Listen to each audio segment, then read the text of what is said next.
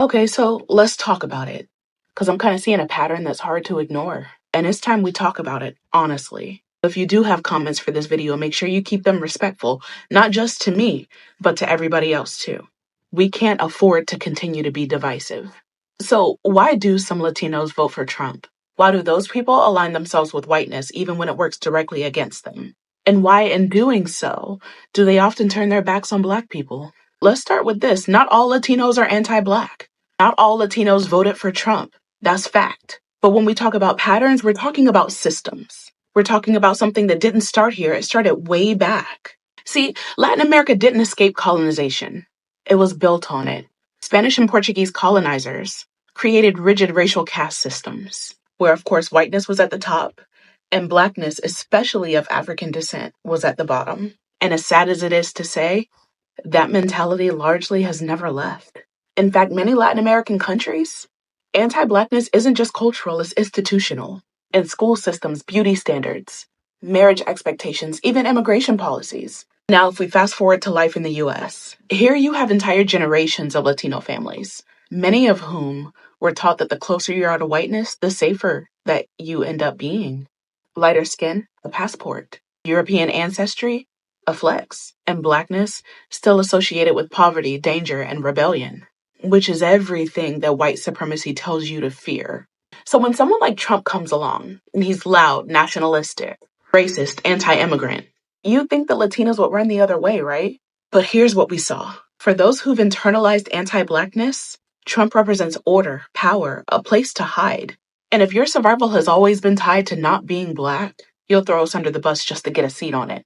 And we all know it's not about politics, it's about identity. Because many Latinos their whole lives have been told that if they align themselves with Blackness, it's an automatic failure.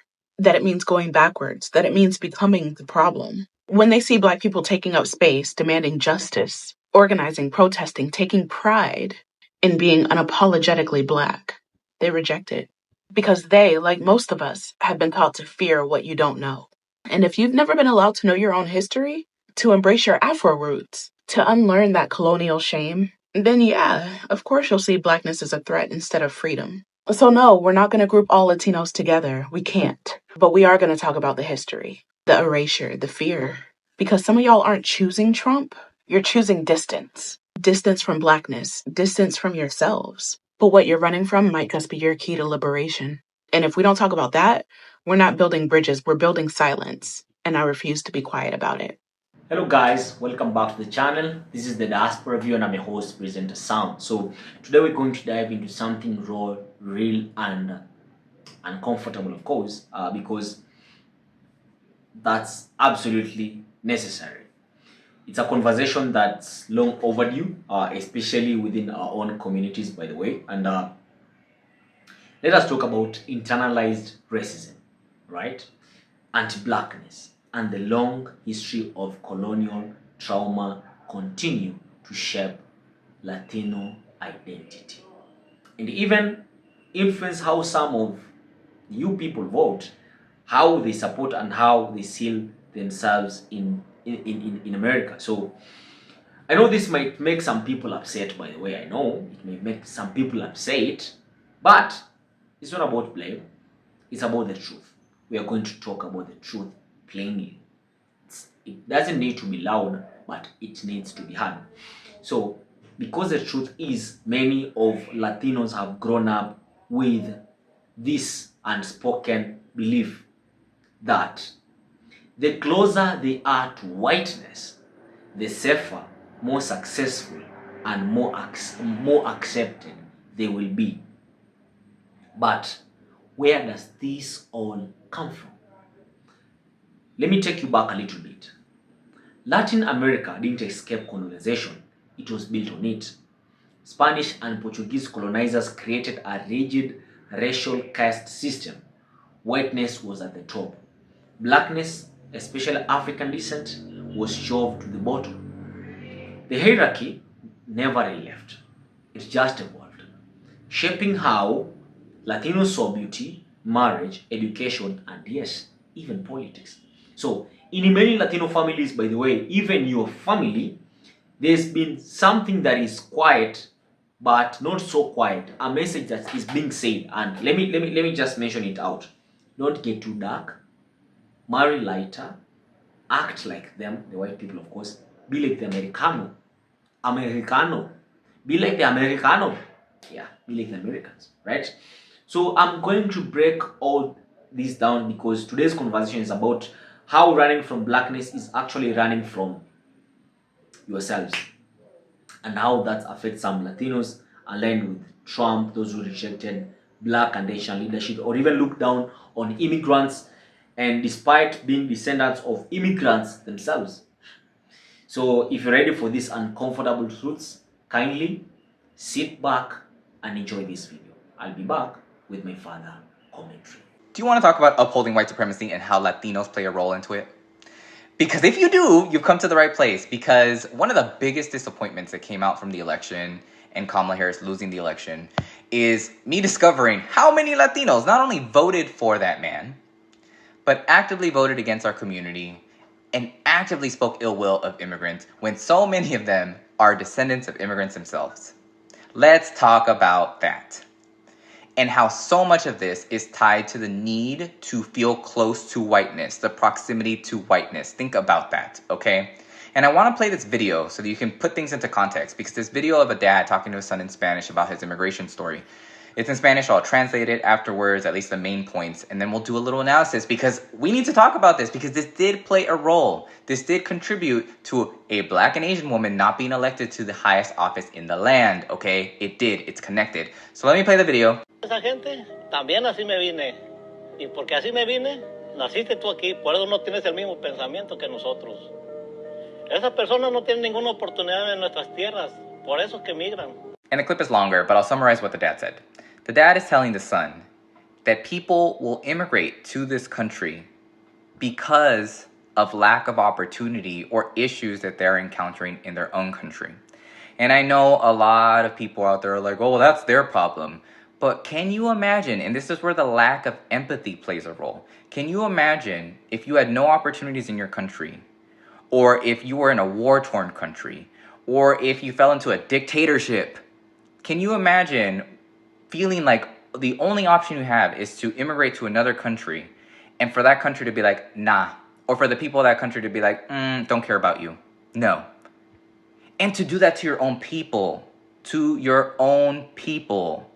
The dad is telling him that the son gets a benefit from being a citizen because the dad immigrated. Because he immigrated. The why behind the story is also important. Okay, but let's talk about how this impacted the election, because I think that's really important. There is a socialization of our people, the Latino community, when we are growing up, that we are told to aspire to what the Americano, what the American does. And Americano is synonymous of white. It's not just any American, it's what the white person does, because it is observed that white people are treated differently. That is a thing. And within the Latino community, there's also anti-blackness, there's colorism, there's machismo, and all of those things. There's internalized racism, this need to be close to white people that exists, and it absolutely contributed to a black and Asian woman not being elected to office. That absolutely contributed, and I will stand on that. And if you understand this, comment. Let me know, because I cannot be the only one that believes this. Follow for more, because we're going to be talking about this way more. It's been a little over 100 days since this administration took office. Until this day, I still get asked, how? How did Latinos, how did your community vote for him? And honestly, it is multi-layered and multifaceted. Let me tell you that I am also not one of the people that voted for him. And I say it's multi-layered, multifaceted, because I think there's multiple reasons. Sure, there's a concern around misinformation and disinformation having taken advantage of our community or having people confused. I think that's one part of it. Another part of it is, frankly, racism, misogyny, the fact that many Latinos didn't want a black and Asian woman to take office. The fact that many Latinos thought that because he is a man, that he would somehow save the economy or do a better job at the economy, when in fact she actually has a degree in economy and fully had laid out plans and told us that what would be happening as far as the tariffs are concerned. Kamala Harris did tell us what would happen, and here we are. Here we are. But I also say that it's multifaceted, multi-layered, because there is machismo that exists and internalized oppression, internalized racism that exists within our community, the Latino community. There's also colorism that exists within our community. So many of us are raised and brought up to believe that darkness is a bad thing. That if you're more claro, if you're more lighter, that you will have it better, or that you are better. Like, many of us are socialized, whether or not even our families are aware of it, but are socialized to believe things like that, to want to be closer to whiteness, to be bought into proximity to whiteness. And a lot of people don't want to talk about that. They don't want to admit it. Whatever, that is their own thing. But I am naming the things that are prevalent in our freaking community. Anti-Blackness is a major thing that exists in our community. Okay? All of this stuff contributed. But I will also say the lack of empathy for immigrants.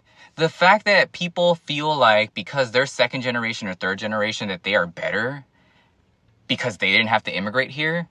This country was stolen from indigenous people, from white people that immigrated here.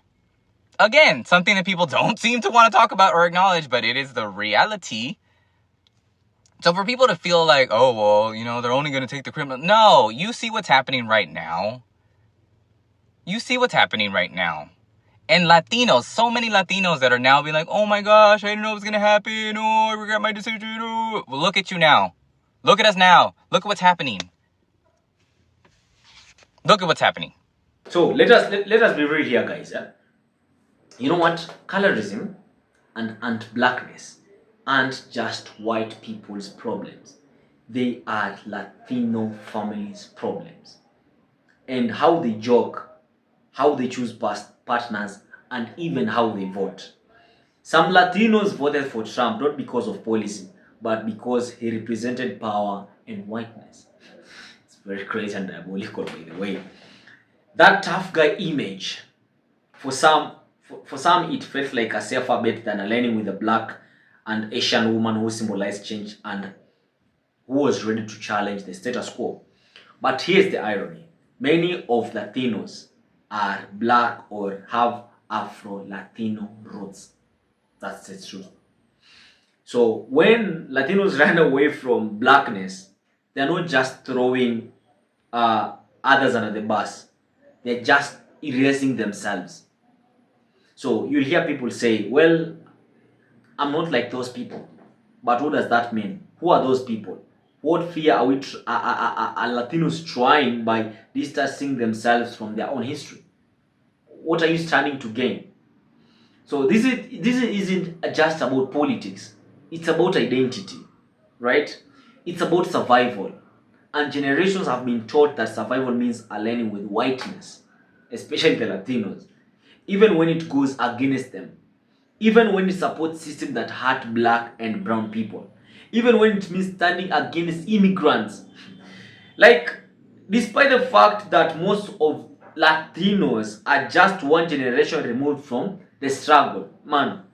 So, as I wind up, I want you to look at it, and it's time we first, or these Latino people face this thing head on.